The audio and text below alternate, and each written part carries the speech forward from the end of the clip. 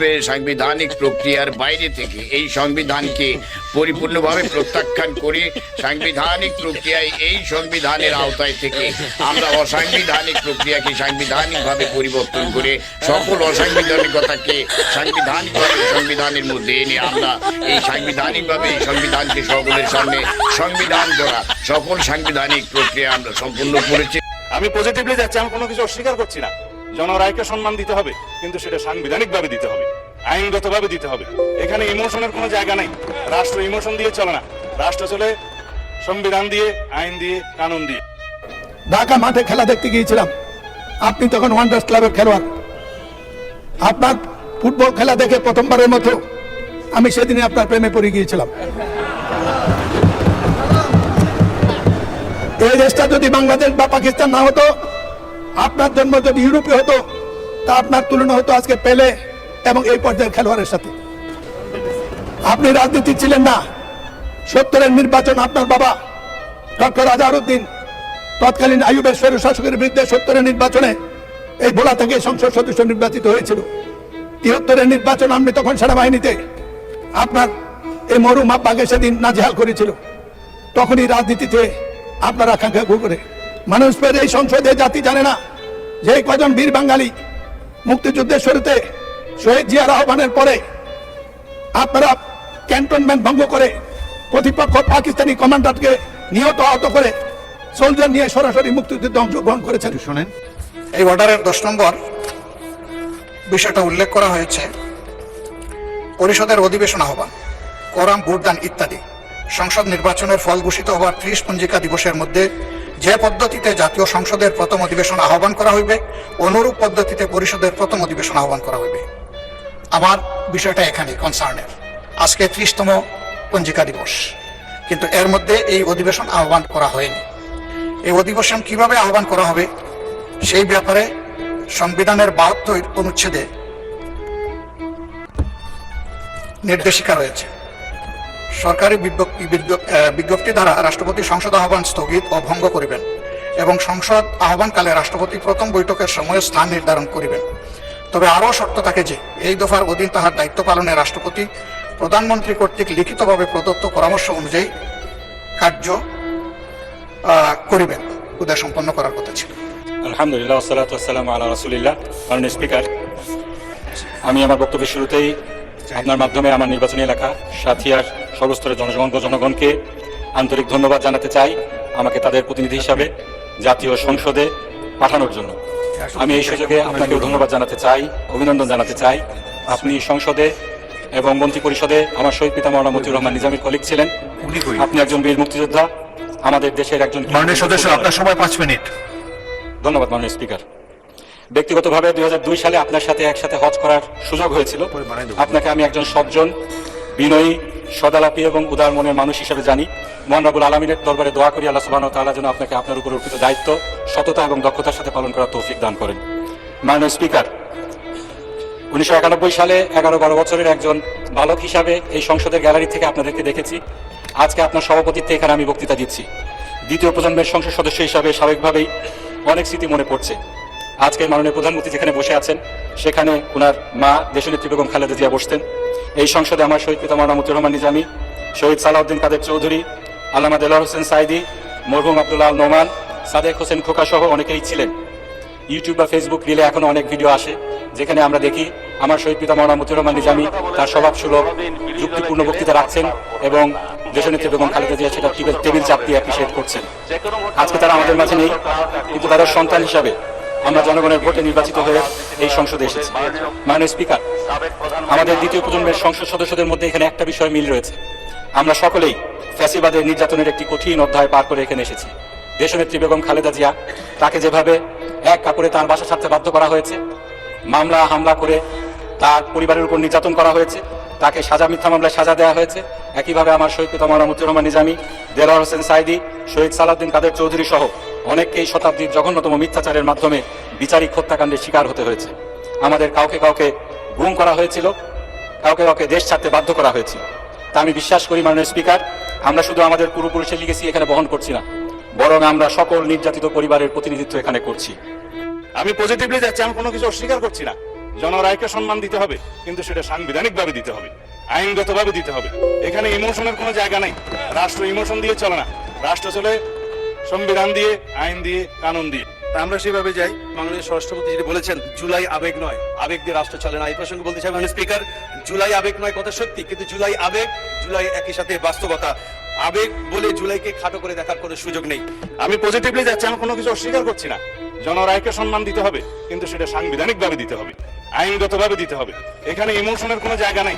রাষ্ট্র ইমোশন দিয়ে চলে না, রাষ্ট্র চলে সংবিধান দিয়ে, আইন দিয়ে, কানুন দিয়ে। আমরা সেভাবে যাই।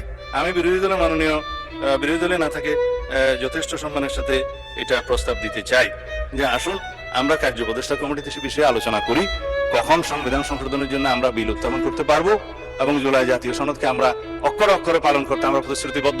আমরা জাতির কাছে অঙ্গীকার করেছি যে জুলাই জাতীয় সনদ ঐতিহাসিকভাবে যেভাবে স্বাক্ষরিত হয়েছে, রাজনৈতিক সমঝোতার দলিল হিসেবে তার প্রতিটি শব্দকে আমরা সম্মান করি।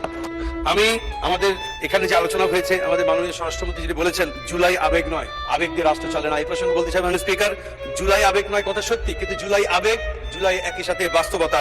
আবেগ বলে জুলাইকে খাটো করে দেখার কোনো সুযোগ নেই। মাননীয় স্পিকার, 50 ঘন্টার আলোচনার যে বিষয়টি এখানে উপস্থাপন করা হয়েছে, সেখানে সকল সংসদ সদস্যরা যাতে নির্বিঘ্নে আলোচনা করতে পারে, সেজন্য 50 ঘন্টার আলোচনার কথা মাননীয় বিরোধী নেতা উত্থাপন করেছিলেন, কিন্তু এদিকেও খাটো করে দেখা হয়েছে। আরেকটি কথা মাননীয় স্পিকার, জুলাই আইন ও অধ্যাদেশ ব্যাপারে মাননীয় স্বরাষ্ট্রমন্ত্রী উল্লেখ করেছেন। তিনি বলছেন জুলাই আইনও না, অধ্যাদেশও নয়, কিন্তু সংবিধানের 152তে বলা হয়েছে সকল অধ্যাদেশী আইন। সুতরাং তিনি এই মন্তব্যটি তার দায়িত্বশীল মন্তব্য হয়নি। আমরা আশা করি ভবিষ্যতে তিনি দায়িত্বশীল মন্তব্য করবেন। চারদলীয় জোটের আমলে আমাদের মাননীয় সমাজ কল্যাণ মন্ত্রী আলী আহসান মোহাম্মদ মুজাহিদ এই যে আজকে বিধবা ভাতা, বয়স্ক ভাতা, বিধ্বস্ত ভাতা, এই সব কিছুর ব্যাপারে উনি একটি সুন্দর ক্যাটাগরি এবং নিয়ম নীতির মাধ্যমেই এই প্রকল্পটি চালু করেছিলেন। কিন্তু গত 18 বছরে আমরা যেটা দেখতে পাই, সমস্ত নির্বাচনী এলাকাগুলোতে ওই ফ্যাসিস্ট যারা ছিল তাদের নিজস্ব লোকদেরকেই এই সমস্ত ক্যাটাগরিতে তারা ভাতা দিয়েছে।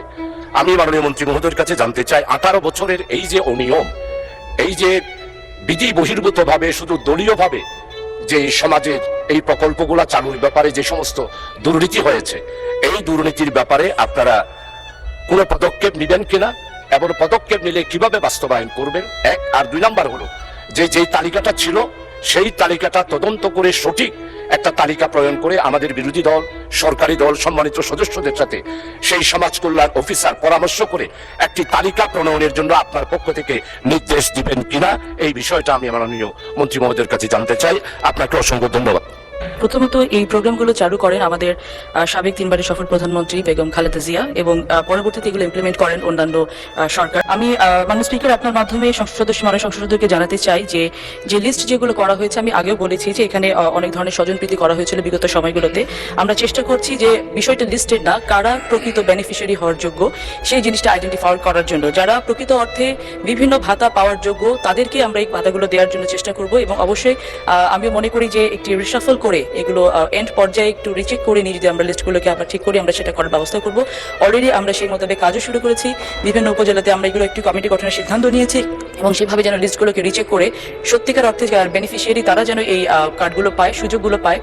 সত্যিকার অর্থে আমরা যেটা করতে চাই যে একটা মানুষের জীবন মানে উন্নয়ন করতে চাই। যেহেতু শিক্ষা নিয়ে কথা হচ্ছে, আমাদের বর্তমানে মাননীয় স্পিকার, আমরা যদি বর্তমান শিক্ষা ব্যবস্থা দেখি, আমাদের এন্ট্রান্স ইনস্টিটিউশনগুলোতে বিশেষ করে প্রাথমিক শিক্ষায় আমরা দেখছি যে ভর্তি প্রক্রিয়াতে আমাদের এখন 2টা পদ্ধতি প্রচলিত ছিল। এডমিশন বাই মেরিট আগে প্রচলিত ছিল, এখন সেটা কনভার্ট হয়েছে এডমিশন বাই লটারির মাধ্যমে হচ্ছে এখানে বাচ্চাদেরকে ভর্তি করা হয়। ফলত যেটা হয়েছে, ফিডার ইনস্টিটিউশনগুলোর শিক্ষার মান অনেক কমে গিয়েছে, যার ফলে টার্সিয়ারি এডুকেশন আমরা হচ্ছে কোয়ালিটি সম্পন্ন ছাত্র আমরা হচ্ছে বিশ্ববিদ্যালয়গুলোতে আমরা পাঠাতে পারি না। এখন মাননীয় মন্ত্রী মহোদয়ের কাছে আমার প্রশ্ন থাকবে, এই যে প্রাইমারি স্কুলে বাচ্চাদেরকে ভর্তি করানোর ক্ষেত্রে আমরা কি ভর্তি প্রক্রিয়াটা আমরা পরিবর্তন করব কিনা, নাকি এই যে এডমিশন বাই লটারির মাধ্যমে আমরা নিব এবং মেরিটকে আমরা হচ্ছে সবসময় হচ্ছে দমায় রাখবো, নাম্বার 1।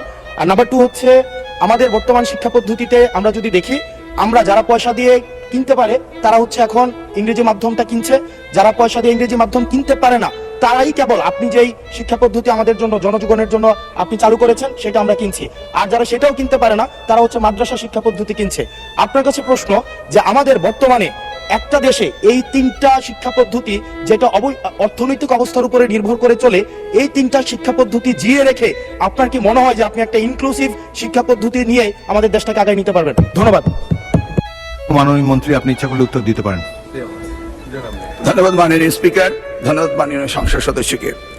যদিও তিনি ব্যাপকভাবে প্রশ্ন করেছেন, আমরা আশা করি এই মহান সংসদে এই বিষয়গুলি আলোচনা হওয়ার প্রয়োজন রয়েছে এবং তিনি করছেন। মূলত আমাদের দেশে শিক্ষা ব্যবস্থার জন্য রুরাল অ্যান্ড আরবান এই দুইটি সেকশন রয়েছে।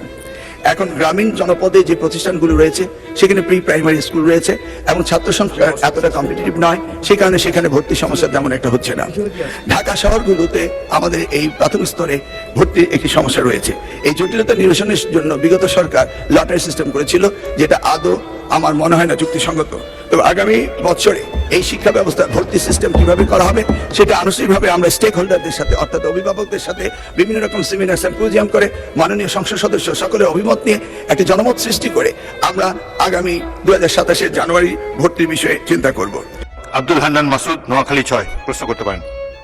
আমি আমার নির্বাচনী এলাকা নোয়াখালী 6 হাতিয়া, ওই অঞ্চলে প্রচুর নদী ভাঙনের কারণে প্রতি বছরই অনেক শিক্ষা প্রতিষ্ঠানকে স্থানান্তর করা হচ্ছে, কিন্তু সেই সকল শিক্ষা প্রতিষ্ঠান প্রাথমিক এবং মাধ্যমিক শিক্ষা প্রতিষ্ঠানগুলো ওগুলা নিয়মিত বরাদ্দ না পাওয়ার কারণে এবং ওই প্রতিষ্ঠানগুলোর শিক্ষার্থী যারা আছে তাদের একটা তালিকা করে তারা ঠিকমতো পরবর্তীতে অন্য কোনো শিক্ষা প্রতিষ্ঠানে ভর্তি হতে পারতেছে কিনা, শুধু হাতিয়া নয়, এরকম নদী ভাঙন প্রবণ যত এলাকা রয়েছে ওই সকল অঞ্চলের শিক্ষার্থীরা ঠিকমতো অন্য শিক্ষা প্রতিষ্ঠানে ভর্তি হচ্ছে কিনা নাকি ঝরে পড়ে যাচ্ছে, এই তালিকা করার জন্য শিক্ষা মন্ত্রণালয়ের পক্ষ থেকে কোনো উদ্যোগ আছে কিনা। এবং পাশাপাশি হরিণের দেশ নিজনদ্বীপ ইউনিয়ন প্রায় 25,000 জনগণের বসবাস, সেখানে একটিও মাধ্যমিক শিক্ষা প্রতিষ্ঠান নেই। পাশাপাশি সেখানে যে প্রাথমিক শিক্ষা প্রতিষ্ঠানগুলো রয়েছে সেই প্রতিষ্ঠানগুলোতে শিক্ষকের প্রবল সংকট। এই ব্যাপারে পিছিয়ে পড়া জনগোষ্ঠীর জন্য এবং আমাদের প্রত্যন্ত গ্রামাঞ্চলে শিক্ষা ব্যবস্থা পৌঁছে দেওয়ার জন্য সরকারের নতুন কোনো উদ্যোগ আছে কিনা সে ব্যাপারে আমি মাননীয় শিক্ষামন্ত্রীর কাছে জানতে চাই। মাননীয় শিক্ষামন্ত্রী। মাননীয় সংসদ সদস্যকে অসংখ্য ধন্যবাদ। ইতিপূর্বে 2001 থেকে 2006 সালে নকল প্রতিরোধ আন্দোলনের সময় আমি সেখানে গিয়েছিলাম এবং দেখেছিলাম নদী ভাঙ্গনে কলেজ চলে যাচ্ছিল এবং সাবেক প্রধানমন্ত্রী বেগম খালেদা জিয়ার সময় সেই কলেজগুলোকে সরিয়ে ভালো অবস্থানে নেওয়া হয়েছিল। যে সমস্ত প্রতিষ্ঠানগুলো নদী ভেঙে যায় তাৎক্ষণিকভাবে আমরা সেই প্রতিষ্ঠানগুলোকে নতুন করে আমরা তৈরি করি। তবে উনি যেটা বলেছেন সেখানে শিক্ষায় ঝরে পড়া, আমরা ঝরে পড়ার ব্যাপারেও আমাদের বিভিন্ন প্রজেক্ট থেকে আমরা সেগুলোকে দেখি, পর্যালোচনা করি। উনি যদি লিখিত কোনো নোটিশ দেন তাহলে আমি ওই এলাকার ঝরে পড়ার সংখ্যা, মাধ্যমিক স্কুলের সংখ্যা এবং প্রয়োজন সাপেক্ষে নতুন বিদ্যালয় স্থাপনেরও এই মহান সংসদ থেকে আমরা শিক্ষা মন্ত্রণালয় উদ্যোগ নেব, সেই ব্যাপারে আমরা বলতে পারি।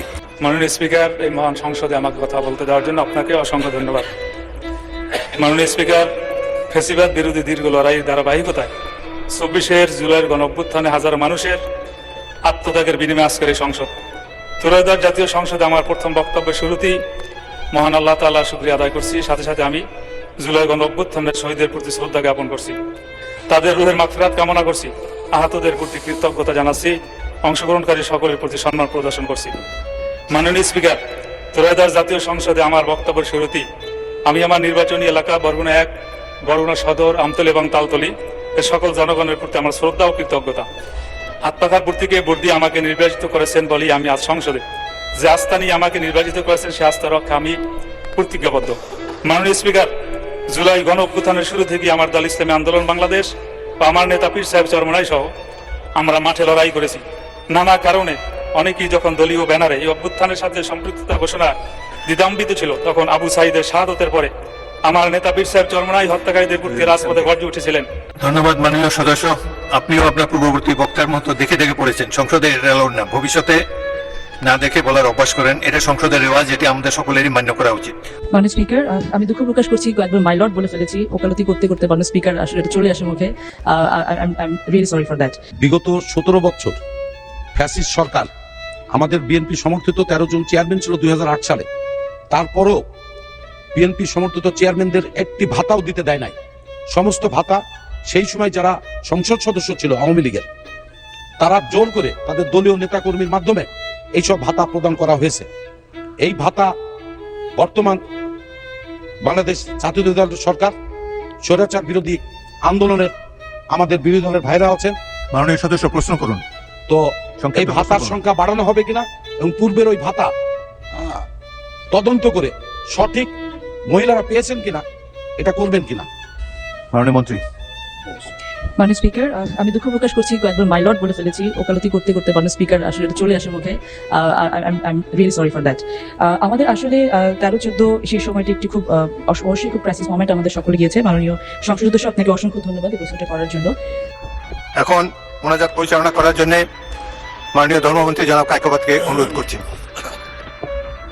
اللهم آمين اللهم صل على محمد وعلى آل محمد كما صليت على إبراهيم وعلى آل إبراهيم إنك حميد مجيد اللهم بارك على محمد وعلى آل محمد كما باركت على إبراهيم وعلى آل إبراهيم إنك حميد مجيد ও মেহেরবান আল্লাহ, ও দয়াবান আল্লাহ, আপনি তো মেহেরবানি করে দয়া করে আমাদেরকে সংসদ দান করেছেন।